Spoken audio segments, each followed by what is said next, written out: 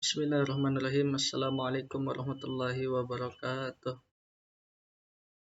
Perkenalkan, nama saya Teguh Sumara. Ingin menyampaikan sebuah materi yang berjudul Tabaruk. Tabaruk berasal dari kata tabarru'a ya tabarru'an, yang artinya sumbangan atau derma. Orang yang menyumbang disebut mutabarrik, dermawan. Niat tabaruk merupakan alternatif uang yang sah diperkenankan. Tabaruk secara bahasa berarti sedekah atau berderma. Arti yang lebih luas, tabaruk berarti melakukan suatu kebaikan tanpa persyaratan. Adapun tabaruk secara istilah adalah mengerahkan segala upaya untuk memberikan harta atau manfaat kepada orang lain, secara langsung ataupun pada masa yang akan datang tanpa adanya kompensasi, dengan tujuan kebaikan dan perbuatan ihsan. Akad tabaruk adalah semua bentuk akad yang dilakukan dengan tujuan kebaikan dan tolong-menolong dengan mengharap pahala dari Allah Subhanahu wa taala. Kemudian, adapun akad adalah pertalian ijab yang diucapkan salah satu pihak yang mengadakan kontrak dengan qabul yang diucapkan pihak lain, yang menimbulkan pengaruh pada objek kontrak. Kemudian pertalian ijab dan qabul ini mengikat kedua belah pihak yang saling bersepakat, yaitu masing-masing pihak dalam akad terikat untuk melaksanakan kewajiban mereka masing-masing sesuai dengan kesepakatan. Contoh akad-akad tabaruk adalah qard, rahan, hiwalah, wakalah, kafalah, wadiah, hibah, wakaf, sedekah, hadiah, dan lain-lain sebagainya.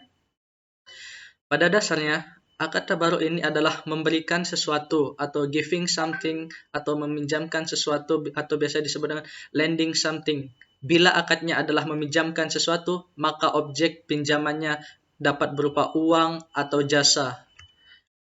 Kemudian bentuk-bentuk akad tabaruk itu terbagi menjadi tiga, yaitu dalam bentuk meminjamkan uang, yang kedua dalam bentuk meminjamkan jasa, dan yang ketiga itu memberikan sesuatu. Ada tiga jenis akad dalam bentuk meminjamkan uang, yakni qard, rahan, dan hiwalah.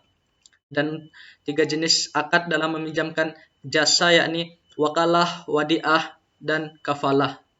Yang termasuk ke dalam bentuk akad memberikan sesuatu adalah akad-akad hibah, wakaf, sedekah, dan hadiah. Nah, ketika akad tabaruk telah disepakati, maka tidak boleh dirubah menjadi akad tijarah yang tujuannya mendapatkan keuntungan, kecuali atas persetujuan antar kedua belah pihak yang berakad. Akan tetapi, lain halnya dengan akad tijarah yang sudah disepakati. Akad ini boleh diubah ke dalam akad tabaruk bila pihak yang tertahan. Adapun fungsi dari akad tabaruk ini, selain orientasi akad ini bertujuan mencari keuntungan akhirat, bukan untuk keperluan komersil. Dan tabaruk sebagai akad dalam perjanjian asuransi syariah, yakni secara umum, konsep asuransi merupakan persiapan yang dibuat oleh sekelompok orang yang masing-masing menghadapi kerugian kecil sebagai sesuatu yang tidak dapat diduga. Sesuatu yang tidak dapat diduga kapan terjadinya dan dapat bernilai ekonomis, itulah biasa disebut dengan risiko. Risiko tersebut harus dimanajemeni dengan baik, dengan tidak mengandung unsur gharar atau ketidakpastian, maisir yaitu judi, riba, bunga, dan dulum ketidakadilan terhadap sesama.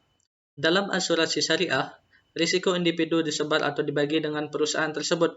Seseorang memberikan kontribusi sebagai bentuk sumbangan dengan ketentuan bahwa jika terjadi risiko pada seseorang atau peserta, maka peserta tersebut akan menerima bantuan dana asuransi syariah untuk menutupi kerugian yang menimpanya. Risiko tersebut harus dimanajemeni dengan baik, dan tidak mengandung unsur gharar atau ketidakpastian, maisir, judi, riba, dan zulm, yaitu ketidakadilan terhadap sesama. Dalam asuransi syariah, risiko individu disebar atau dibagi dengan perusahaan tersebut. Seseorang memberikan kontribusi sebagai bentuk sumbangan dengan ketentuan bahwa jika terjadi risiko pada seseorang atau peserta, maka peserta tersebut akan menerima bantuan dana asuransi syariah untuk menutupi kerugian yang menimpanya.